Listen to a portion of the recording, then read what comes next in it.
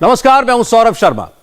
सोमवार तक फिलहाल कर्नाटक के स्कूल कॉलेजों में हिजाब पहनना मना है, लेकिन हिजाब पर सियासत चालू है।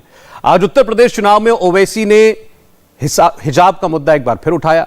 प्रधानमंत्री ने सीधे हिजाब का नाम तो नहीं लिया, लेकिन इशारों में मुस्लिम महिलाओं को वार्न किया कि कुछ लोग हैं जो वोट के लिए मुसलमान लड़कियों को भड़का रहे हैं, बरगला रहे हैं। इससे भी बड़ी घटना दिल्ली में हुई। वही पुराने नारे सुनाई दिए, वही पुराने कैरेक्टर दिखाई दिए। शाहीन बाग में एक नई प्रयोगशाला खुली। सोशल मीडिया पर बहुत कुछ ऐसा चल रहा है जो आंखें खोल कर रख देने वाला है। इस एक्सक्लूसिव रिपोर्ट में हम आपको बताएंगे कि हिजाब वाले मामले पर नेता क्या कर रहे हैं, क्या कह रहे हैं, शाहीन बाग में क्या हो रहा है, भाईजान के शहर में कैसे माहौल बन रहा है और हिजाब के नाम पर किस तरह एक नया प्रयोग शुरू किया गया है। समझिए इस रिपोर्ट से।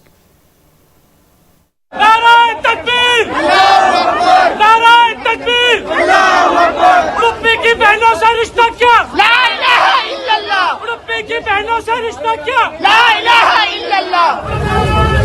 ये फंडामेंटल राइट है आपका हिजाब, इसे कोई हटा नहीं सकता। नारे वही हैं, इलाका भी वही है, मुद्दा नया है, पर्चा नया है, कुछ नेता नए हैं, कुछ कैरेक्टर पुराने हैं। तो क्या हिजाब सिर्फ एक बहाना है? शाहीन बाग के नाम पर anti CA, anti NRC gang को फिर एक बार देश में आग लगाना है। प्लानिंग बहुत बड़ी है। भड़काने बहकाने वाले स्क्रिप्ट राइटर 24/7 एक्टिव हैं। बहुत गौर से सुनिएगा इस महिला का बयान। कैमरे पर सबूत है। हिजाब वाले प्रोटेस्ट में सीए, एनआरसी वाले मास्टरमाइंड घुस चुके हैं।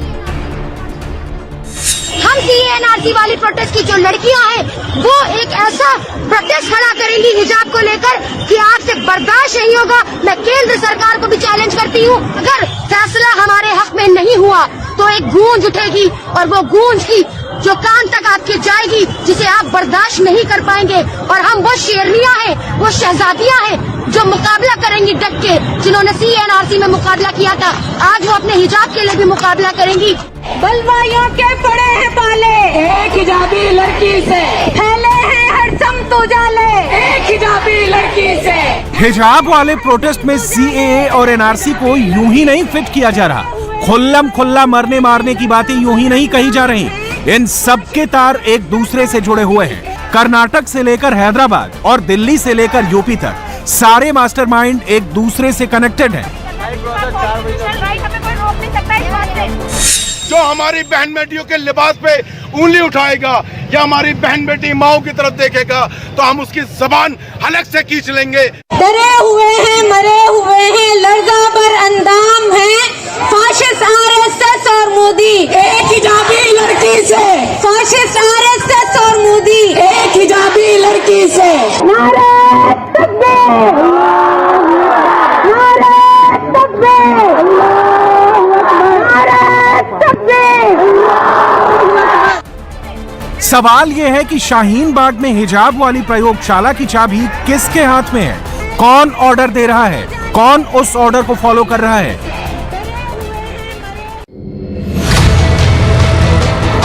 पहले हिजाब, फिर किताब वाले पोस्टर्स कौन छपवा रहा है?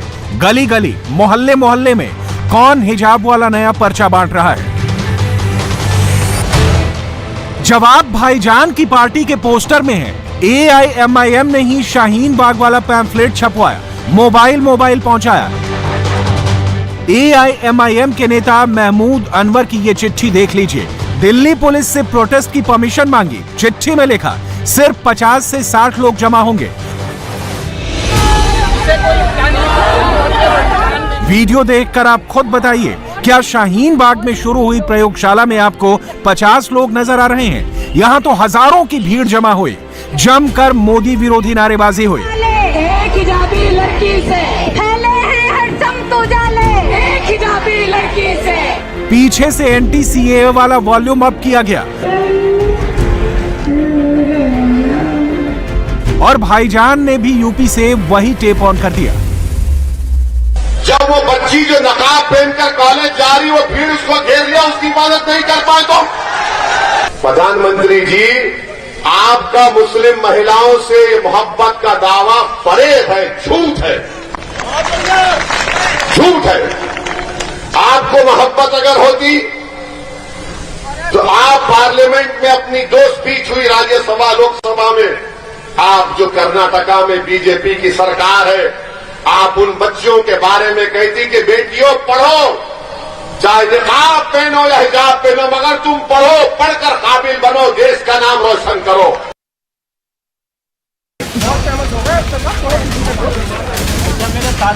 शाहीन बाग के गली मोहल्लों में भीड़ ऐसे ही नहीं आई, भीड़ जुटाई गई।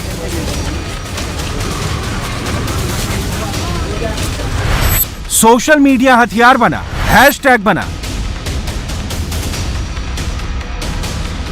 फेसबुक, इंस्टाग्राम, ट्विटर स्पेस पर लाइव टेलीकास्ट हुआ, हर घर मैसेज पहुंचाने का पूरा प्लान बना। हम जो है सिर्फ कर्नाटक का ही इशू, जैसे कि अभी हमारी बहन बोल रही थी आसिफा, तो कर्नाटक का इशू ना बना के पूरे इंडिया में, मैं कहा कि जो सेंटर ऑफ एजुकेशन है जहाँ पे खासकर दिल्ली, तो दिल्ली में मैंने अभी मतलब आज सुबह से जब से वो वीडियो वायरल हुआ है बहुत डिस्टर्बिंग रहा है, तो मैं उस वक्त से जो है वो काफी सारे ऑर्गेनाइजेशन से, मुस्लिम ऑर्गेनाइजेशन से, काफी सारे सोशल एक्टिविस्ट से जो है मैं रेगुलर बात कर रहा हूँ कि आखिर हम लोग दिल्ली में क्या कर सकते हैं इस इशू को लेके। तो एटलीस्ट हम इस इशू को जो है वो घर घर तक ले जाने की जरूरत है। और अभी अधिकार की बात है, हमारी जो अधिकार है, हमारी जो आइडेंटिटी, हमारी जो पहचान है, जैसे कि हम सीए में भी ये बात कह रहे थे, ट्रिपल तलाक में भी हम लोगों ने ये कहा था। अभी आपने जिस शख्स का वायरल ऑडियो सुना वो दिल्ली दंगों का आरोपी आसिफ इकबाल तन्हा है।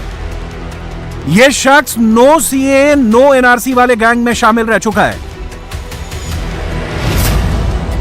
वायरल ऑडियो में जिस वक्त दिल्ली में क्या करना है वाला प्लान बन रहा था, उस वक्त स्टूडेंट इस्लामिक ऑर्गेनाइजेशन के अलावा ट्विटर स्पेस में पॉपुलर फ्रंट ऑफ इंडिया यानी पीएफआई और उसकी student wing campus front of India के मेंबर्स भी कान लगाए बैठे थे। और उसी दौरान एक और चौंकाने वाली बात हुई। आसिफ इकबाल ने खुद माना कि हिजाब के मुद्दे पर कौन सा संगठन किस लोकेशन पर क्या कर रहा है। शुरू से कर्नाटक में जो पूरा ये इशू जब से शुरू हुआ है, तो ईसाइयों के जो कैडर्स हैं, जो स्टेट के जिम्मेदारान हैं, वो रेगुलर जो है ग्राउंड पे उतर के जो है इस इशू को जो है वो इस पे काम कर रहे हैं। रेगुलर जो है हमारे जो जीआईओ है वो रेगुलर सड़कों पे उतर के, और दूसरे स्टेट में भी, मुंबई वगैरह में भी जो है हमारी बहनों ने जो है वो प्रोटेस्ट की है। तो हम लोग सीरियस में, क्योंकि एक मुस्लिम ऑर्गेनाइजेशन होने की वजह से जो है हम लोग इशू को जो है ईमानदारी के साथ ले रहे हैं। क्रोनोलॉजी समझ गया, गेम बहुत बड़ा है। हिजाब वाला प्रदर्शन प्री प्लान्ड है, मगर ऑडियो क्लिप में घर घर जाकर माहौल बनाने की बात करने वाला ये शख्स कैमरे पर दूसरी लाइन पकड़ लेता है। पहले कुछ और कहता है, बाद में कुछ और। पूरा सीए, ट्रिपल तलाक का इशू उठा ले, सारे जितने भी अभी पिछले चंद सालों में जब भी गवर्नमेंट, बीजेपी की गवर्नमेंट आई, उस वक्त से जो है मुसलमानों के साथ जो है वो दोम दर्जे के नागरिक बनाने का जो है वो कोशिश किया जा रहा है। जो आपकी ऑडियो क्लिप है ट्विटर स्पेस पे, उससे ये निकल के आ रहा है कि आप एक तरह से मोबिलाइज करने की कोशिश कर रहे हैं, लोगों को इकट्ठा कर रहे हैं। आप ये कह रहे हैं कि दिल्ली में भी कुछ इस तरह का बड़ा प्रदर्शन करना चाहिए, और कर्नाटक में तो ऑलरेडी प्रदर्शन हो रहा है और एसआईओ की तरफ से भी लोग उसमें पार्टिसिपेट कर रहे हैं, तो दिल्ली में भी कुछ ऐसा बड़ा करने का प्लान है आपका? देखिए, एसआईओ की तरफ से तो कोई इस तरह का कॉल नहीं दिया गया। देखिए, प्लान कुछ नहीं है, बात एक होती है कि हमें कुछ करना चाहिए। मोबिलाइजेशन का ये मतलब नहीं है, जब भी मोबिलाइजेशन कोई इस तरह की बात आती है कि एक मुस्लिम कम्युनिटी प्रोटेस्ट करेगी, तो ये कहा जाता है कि ये शाहीन बाग की तरह जो है वो ये प्लान कर रहे हैं। शाहीन बाग कोई प्लान नहीं था। शाहीन बाग जो है वो इमोशन था। शाहीन बाग जो है वो एक लड़ाई थी जो अपने आप बनी, उसको कोई प्लान करके वो पूरा मोमेंट को नहीं बनाया गया। सच तो यह है कि इस वक्त मुस्लिम महिलाओं के कंधों पर बंदूक रखकर सियासी मुनाफे वाला खेल चल रहा है। इसमें भाईजान ने पूरी ताकत झोंक रखी है। कर्नाटक तो फिलहाल शांत है, हैदराबाद बहुत अशांत है। छीन के लेंगे वाले नारे लौट चुके हैं। संघर्ष करेंगे, जीतेंगे, इस बार नहीं हम छोड़ेंगे। संघर्ष करेंगे, जीतेंगे, इस बार नहीं हम छोड़ेंगे। हिजाब हमारा, हिजाब हमारा, हिजाब हमारा, हिजाब हमारा, हिजाब हमारा, छीन के लेंगे हक हमारा, छीन के लेंगे, छीन के लेंगे, छीन के लेंगे। हिजाब वाले प्रोटेस्ट में एंटी मोदी नैरेटिव परोसा जा रहा है। AIMIM ने आगे से मोर्चा संभाल रखा है। CAA वाले पीछे खड़े रहकर भीड़ जुटा रहे हैं, मोदी के खिलाफ नारे लगवा रहे हैं, बयानात दिलवा रहे हैं और इन सब के सेंटर में कहीं ना कहीं बैरिस्टर ओवैसी है।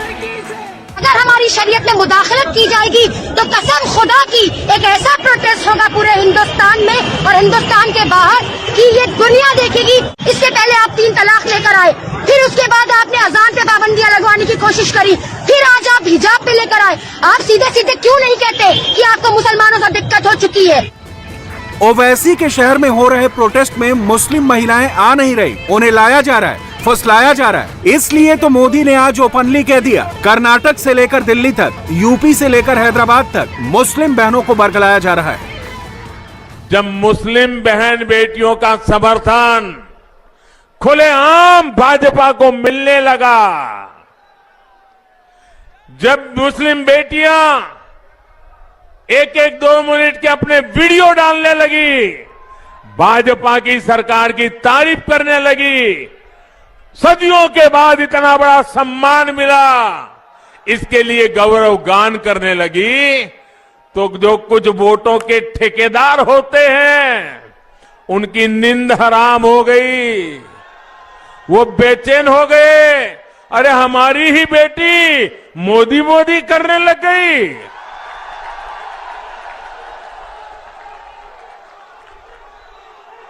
उनके पेट में दर्द होने लगा।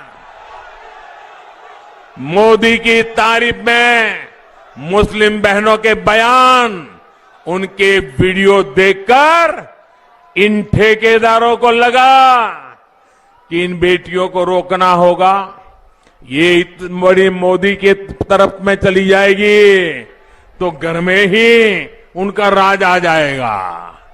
और इसलिए मुस्लिम बहन बेटियों का उनको हक रोकने के लिए, उनके विकास के आकांक्षाओं को रोकने के लिए नए नए तरीके खोजे जा रहे हैं।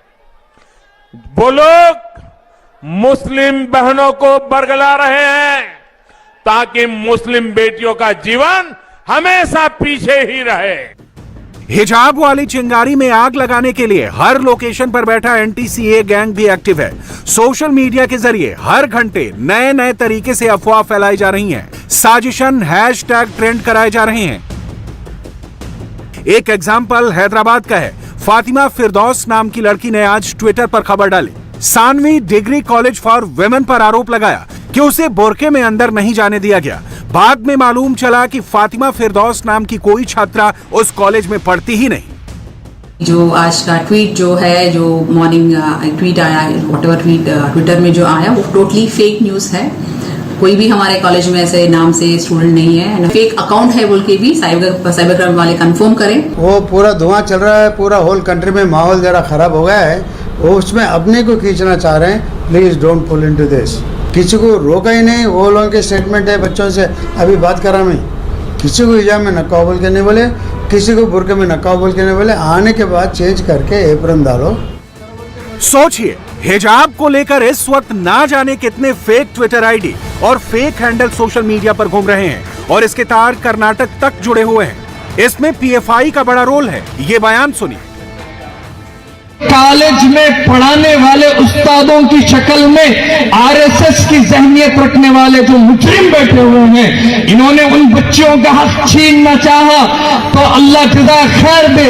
मैं सलाम करता हूं उन बच्चियों की बहादुरी पर, उन्होंने अपने हक के लिए आवाज बुलंद की। अगर किसी प्लेटफॉर्म पर खड़े होकर उड़पी की बहनों के लिए आवाज उठा सकता है, वो जिगरा अगर किसी में है तो सिर्फ और सिर्फ social democratic party of India में है।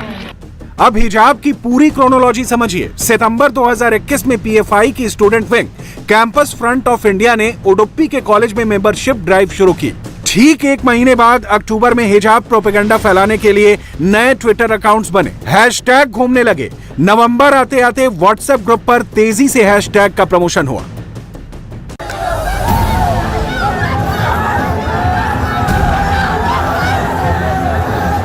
दिसंबर के पहले सप्ताह में उडुपी की 6 मुस्लिम लड़कियां हिजाब पहनकर कॉलेज पहुंच गईं। उस कॉलेज में 90 से ज्यादा मुस्लिम लड़कियां पढ़ती थी।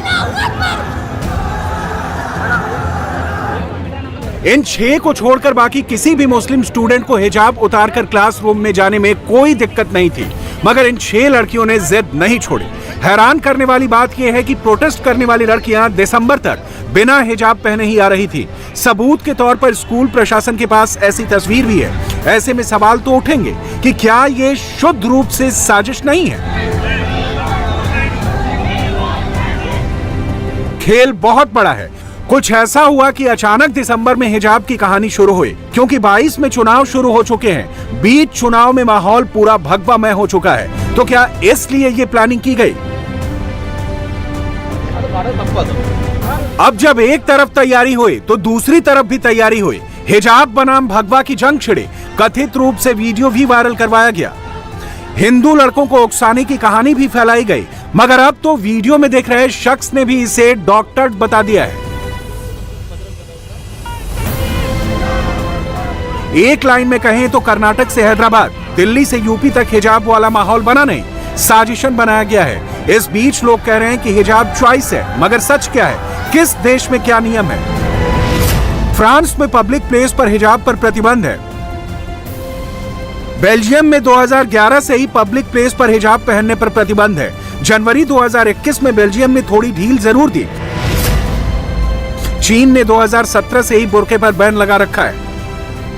डेनमार्क, ऑस्ट्रिया, बुल्गारिया, नॉर्वे, यहां भी बुर्के पर बैन है।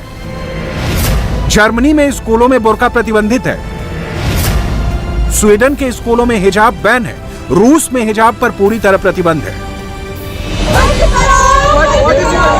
जिन देशों में हिजाब या बुर्के पर बैन है, वहां इस वक्त कोई प्रोटेस्ट नहीं चल रहा, सिर्फ भारत में चल रहा है। वजह साफ है, यूपी में चुनाव है, इसलिए हिजाब पर इतना तनाव है। दिसंबर से अब तक की टाइमलाइन यही कहती है कि अब तो इसमें लेफ्ट विचारधारा वाले आयशा की भी एंट्री हो गई है। मोदी के खिलाफ नए सिरे से माहौल बनाने की साजिश है। यह गेम पूरी तरह से एक्सपोज्ड हो चुका है। यूपी के चुनाव में जिसका इंतजार था वो आ गया। शुरुआत सहारनपुर से हुई और बात खुलकर हुई। प्रधानमंत्री मोदी ने पहली ही पारी में एजेंडा सेट किया। दंगावाद पर हमला, माफियावाद पर अटैक, परिवारवाद पर अटैक और मुस्लिम बेटियों को हिजाब पहनाने वाली मानसिकता पर हमला। क्या है यूपी में मोदी की पहली रैली का टेक अवे? देखिए एक रिपोर्ट।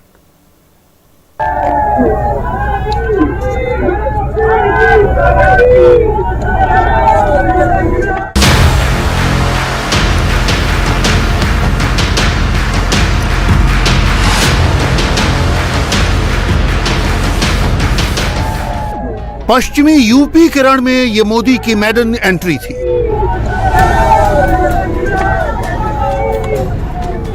सहारनपुर के कुरुक्षेत्र से प्रधानमंत्री का पहला शंखनाद।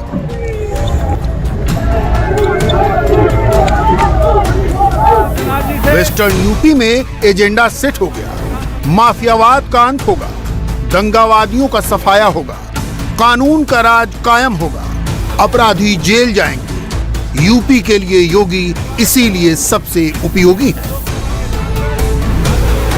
मोदी ने यह बात पहली ही स्ट्राइक में क्लियर कर। सहारनपुर में व्यापार कारोबार बढ़े, हमारे दुकानदार साथी बिना चिंता के काम कर सके, इसके लिए कानून का राज भी बहुत आवश्यक है। सहारनपुर के मेरे प्यारे भाइयों बहनों, बताओ जरा मुझे ताकत से जवाब देना, कानून का राज होना चाहिए कि नहीं होना चाहिए? कानून का डंडा चलना चाहिए कि नहीं चलना चाहिए? हर बहन बेटी को सुख चैन की जिंदगी मिलनी चाहिए कि नहीं मिलनी चाहिए? एक एक नागरिक को सुरक्षा मिलनी चाहिए कि नहीं मिलनी चाहिए? भाइयों बहनों, ये जो आप चाहते हैं, इसके लिए योगी जी काम कर रहे हैं। तो कहते हैं देखो, योगी जी ने उसको जेल में डाल दिया, उसको जेल में डाल दिया। तो क्या उसको महल में भेजे क्या? क्या उसको महल में भेजे क्या?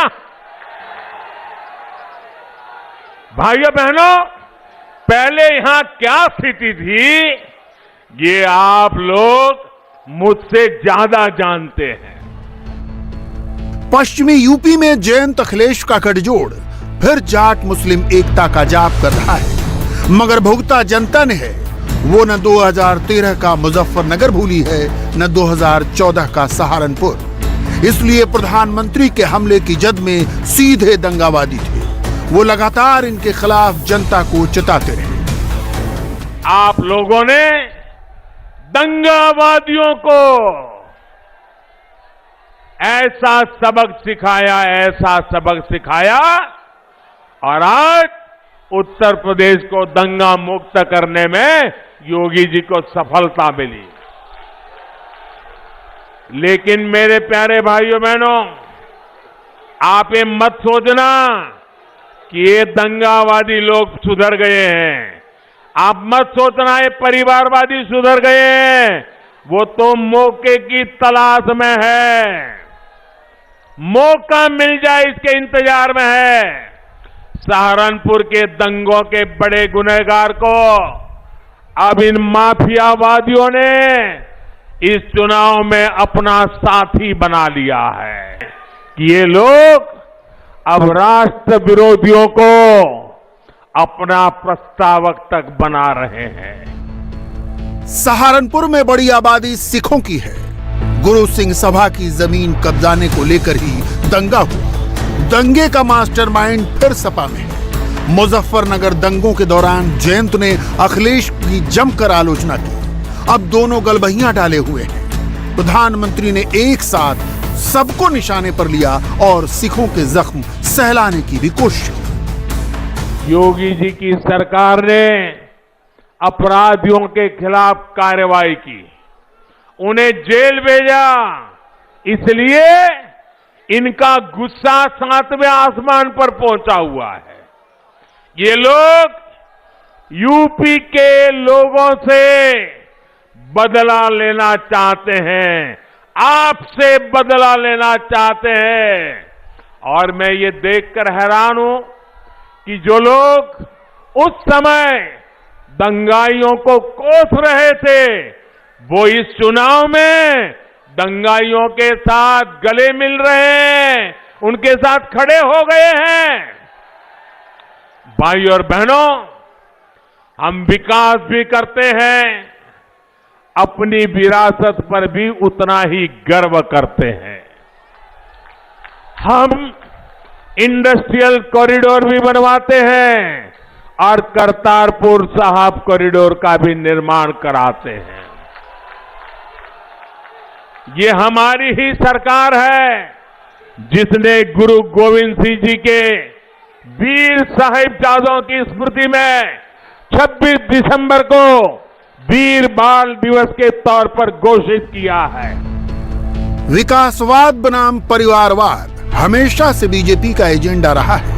प्रधानमंत्री ने बिजली आपूर्ति के दावों के बहाने इशारों में समाजवादी परिवार के सैफई प्रेम पर निशाना साधा।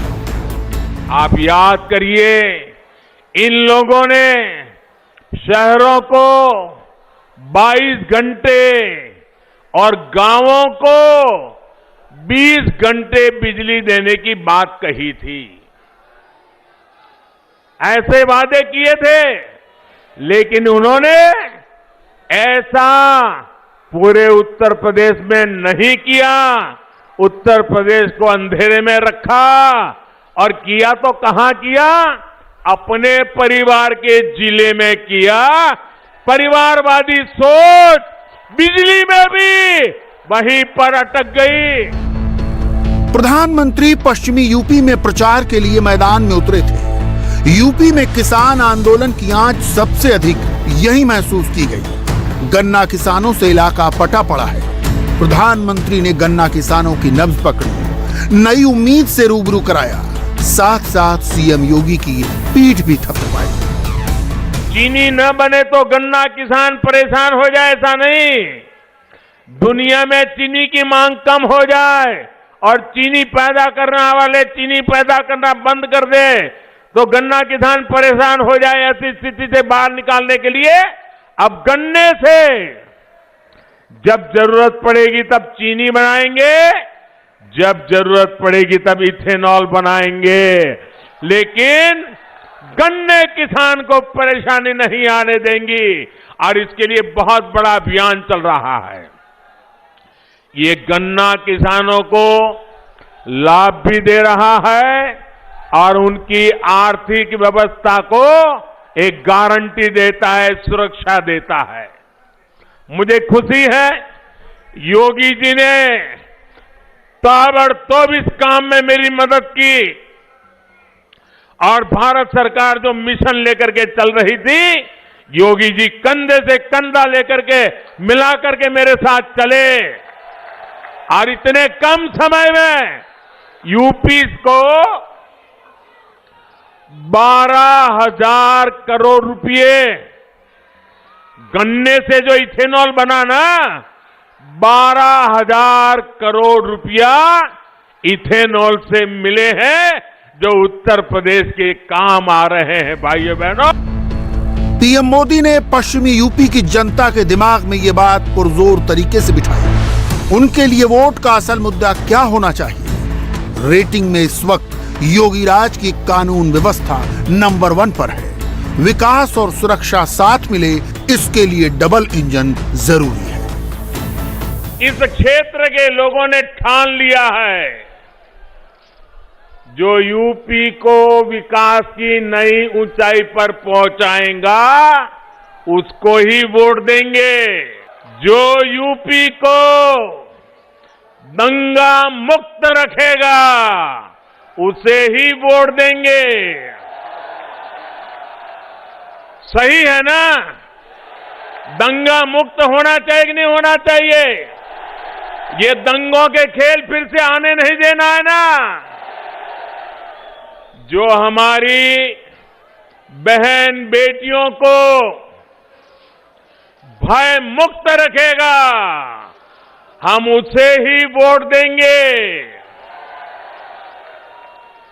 जो अपराधियों को जेल भेजेगा हम उसे ही वोट देंगे।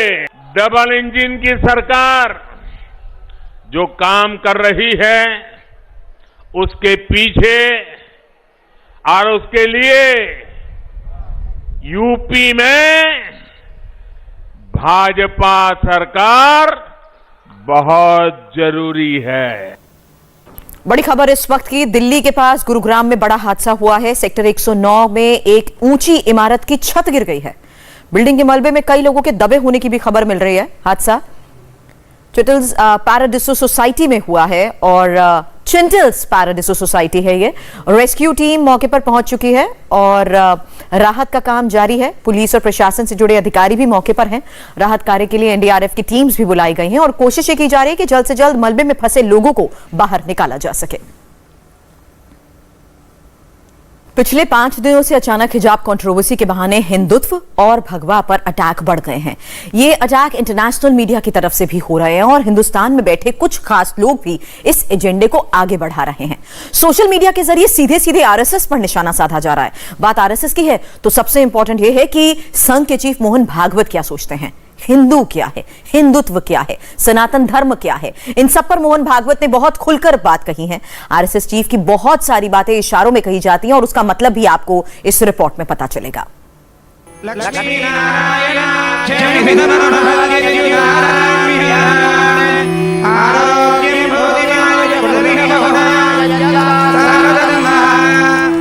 अस्सी 20 पर मोहन भागवत का क्या फॉर्मूला है?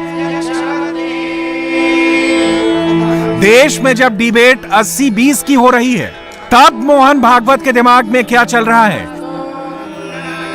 जब भगवा दल यूपी के अंदर 80-20 के नाम पर अपनी सबसे बड़ी जंग लड़ रहा है, उस वक्त भगवा दल के सबसे बड़े सेनापति मोहन भागवत क्या सोच रहे हैं? मोहन भागवत ने अब सीधे सीधे 80% हिंदुओं से डायरेक्ट संवाद किया है और अपनी नई स्ट्रेटजी सबके सामने रखी है और वो ये है कि देश हित सबसे ऊपर है। लेकिन इंटरनेशनल मीडिया में कर्नाटक की इन तस्वीरों को वायरल किया जा रहा है। कर्नाटक की ये तस्वीरें दिखाकर हिंदुत्व को बदनाम करने की कोशिश की जा रही है। पिछले एक हफ्ते से लगातार हिजाब का समर्थन करने वाली छात्राओं के पक्ष में इंटरनेशनल अखबारों में हेडलाइंस लगाई जा रही है और सबसे ज्यादा निशाना आरएसएस के चीफ मोहन भागवत पर साधा जा रहा है। जब सीधा सवाल भागवत से ही किया जा रहा है, तब मोहन भागवत ने यह जवाब दिया है। मेरा अपना हित, मेरे परिवार का हित, मेरी भाषा का हित, मेरी जाति का हित, मेरे प्रांत का हित, मेरे पंथ का हित, ये हमेशा दूसरे नंबर पर है। पहला नंबर है हिंदू हित यानी राष्ट्रहित। कोई भी बात जो आपस में झगड़ा लगाने वाली है उसमें हम नहीं जाएंगे। कोई बात जो हमको आतताई बनाने वाली है उसमें हम नहीं जाएंगे। कोई बात जो हमको डरपोक बनाने वाली है उसमें भी हम नहीं जाएंगे। हम स्वाभिमान से जिएंगे और सृष्टि का पालन पोषण करेंगे। मोहन भागवत ने अपना एजेंडा एकदम क्लियर कर दिया है कि हिंदुओं को देश हित सबसे ऊपर रखना है। अपने आधे घंटे के भाषण में मोहन भागवत ने 3 बातें बिल्कुल साफ साफ कही। पहली बात, 80% हिंदुओं को जातियों को तोड़कर एक होने की जरूरत है। दूसरी बात, 80% हिंदुओं को डरने की जरूरत नहीं है। और तीसरी बात, भड़काऊ बयान देना गलत है। यानी इशारों में मोहन भागवत ने हिंदुओं पर फायर ब्रांड पॉलिटिक्स करने वालों को संयमित रहने की सलाह भी दे दी है। हिंदुओं को बस यही करना है। सामर्थ्य हमारे पास ऐसा है कि हमारे सामने खड़े रहने की ताकत किसी की नहीं है। जिनका डर कभी कभी हमारे मन में आ जाता है और उस डर के मारे कभी कभी हम भी उल जलूल बातें कह देते हैं, उल्टी सीधी बातें कर लेते हैं। उन्होंने तो बहुत प्रयास किया। अगर समाप्त होना होता हमको तो पिछले 1000 सालों में हम हो जाते। ऐसा नहीं हुआ। जो हमको नष्ट करने तुले थे उनके पैर खोखले हो रहे और हम तो वैसे के वैसे हैं। आज भी 5000 साल पुराना सनातन धार्मिक जीवन जो भारत का विभिन्न पंथ संप्रदायों से सुसज्जित सुशोभित आज भी यहां देखने को मिलता है, वैसा का वैसा देखने को मिलता है। इस देश में अभी भी लगभग 1000 साल विधर्मियों के आक्रमण को, पाशविक अत्याचारों को झेलकर भी हम 80% तो हम ही हैं और कौन है।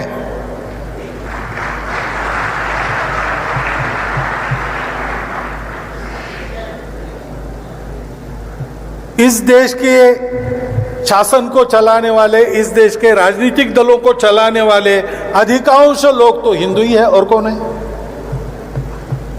शासकीय कर्मचारियों में अधिकांश तो हिंदू है और कौन है। क्या नहीं है हमारे पास इस देश में? ये हमारा देश है। आज भी हमारे मंदिर खड़े और मंदिर खड़े हो रहे हैं। यूपी में चुनाव के दौर में इस वक्त जब सबसे ज्यादा बात जाति पर हो रही है, कास्ट कॉम्बिनेशन की चर्चाएं हो रही हैं, लेकिन 80-20 की फिलॉसफी में तो जातिवाद की कोई गुंजाइश संभव ही नहीं है। इसलिए मोहन भागवत ने देश के सभी पंथों, सभी जातियों, सभी पूजा पद्धतियों के लोगों को साथ आने के लिए कहा है।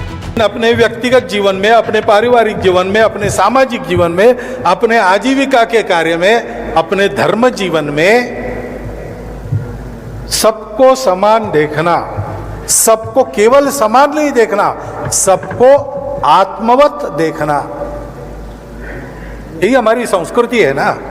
सब पंथ संप्रदाय, वैदिक अवैदिक सब प्रकार के, शुरू तो एक ही बात से होते हैं भारत के, ये सब कुछ एक से निकला है। ये सारी जो विभिन्नताएं हैं हमारी, हर बात की, भाषा की है, प्रांत की है, जाति पाति बहुत मची है, पंथ संप्रदाय अलग अलग है, परंतु हम सब एक भारत माता के पुत्र हैं।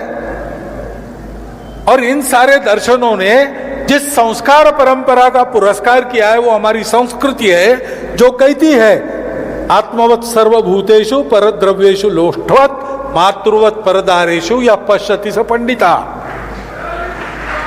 3 सूत्रों में हमारी पूरी संस्कृति आ गई। इसी फॉर्मूले पर चलते हुए मोहन भागवत ने ओवैसी को भी जोर का झटका दिया है। हैदराबाद के अंदर मोहन भागवत ने ओवैसी के हैदराबाद को भाग्यनगर कहा, वो भी इस डायलॉग के साथ, भाग्यनगर से भारत का भाग्य जागने वाला है। एक चरण यहां से शुरू हो गया है, भाग्यनगर का नाम सार्थक हो गया। तो इससे ज्यादा आपने को कहना क्या है, मुझे क्या बताना है आपको? मुझे इतना ही कहना है और मुझे भी वो करना है कि ये जो बातें उनकी कही हुई बातें हैं, धर्म जगत में कैसे लाना, समाज को कैसे प्रबुद्ध बनाना, सेवा कैसे बढ़ाना, वो देखेंगे। परंतु गृहस्थों के नाते हम लोगों की बहुत बड़ी जिम्मेवारी है, क्योंकि गृहस्थ आश्रम सब आश्रमों का पालक होता है। समाज की धारणा करने वाला गृहस्थाश्रम होता है, धारणा कैसी करना इसका ज्ञान देने वाला संन्यास आश्रम होता है। और इसलिए संन्यास आश्रम ने अपना कर्तव्य पूर्ण करने के बाद गृहस्थाश्रम ने उनके उपदेश के अनुसार अपना कर्तव्य पूर्ण करना चाहिए। ये दायित्व, इस मूर्ति का निर्माण यहां हुआ तो इसका मतलब है कि भाग्यनगर वासियों ने या समस्त हिंदू समाज ने, क्योंकि सारे आचार्यगण यहां पर हैं, समस्त हिंदू समाज ने ये दायित्व अपने सर पर लिया है। समाज के घटक अपने यहाँ व्यक्ति नहीं होता, कुटुंब होते हैं। तो गृहस्थ का कर्तव्य है कि अपनी घर गृहस्थी चलाते समय उससे अच्छे व्यक्तियों का निर्माण हो कुटुंब में, कुटुंब अच्छा चले, मैं भी भूखा ना रहूं, साधु भी भूखा न जाए, ये देखे। और समाज की धारणा ऐसी हो कि समाज तेजस्वी बनकर संपूर्ण विश्व ने जो संतुलन खोया है वो संतुलन वापस करने वाला धर्म उसको देने वाला विश्वगुरु समाज वो बने, अपने देश को बनाए। ऐसा काम हम आज से प्रारंभ करें। यानी संघ के मन में कहीं कोई संशय नहीं है, संघ अपने हिंदुत्व के एजेंडे से 1 इंच भी इधर उधर नहीं हुआ है और वो अपनी ताकत में इजाफे के साथ अपनी सांस्कृतिक राष्ट्रवाद की अवधारणा को धीरे धीरे लागू करता जा रहा है। इंडिया टीवी हर वक्त हर जगह डाउनलोड करने के लिए सर्च करें India TV news Google play store या ऐप स्टोर पर।